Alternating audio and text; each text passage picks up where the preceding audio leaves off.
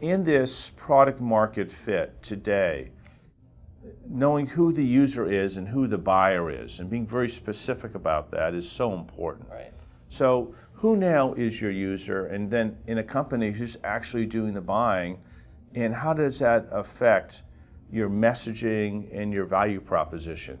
Right, yeah, and so if you were to take a group like Procter & Gamble or Hasbro as an example, the end user is the person they have on staff who is the injection molder.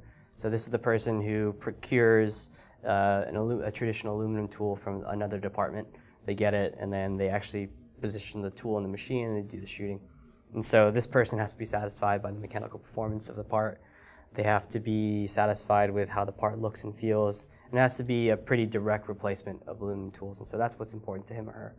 On the other side, it's usually his or her boss who is kind of in charge of, they're usually the prototype manager of the shop, and they're in charge of all the purchasing, all of the nuance behind kind of what happens in the prototyping department. And so to them, it's all about speed. How fast can you get us this part compared to me calling up Jack in tooling and machining a part and taking up his time.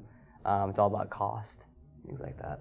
And also, I would imagine that milling or machining an aluminum cast for a plastic injection mold machine, the tolerances, the specificity, that can be a challenge for complex tools or dies. Absolutely, yeah.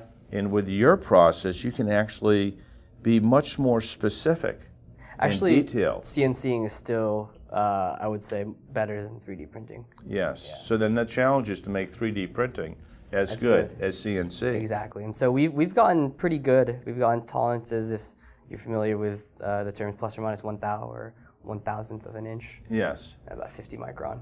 Yes.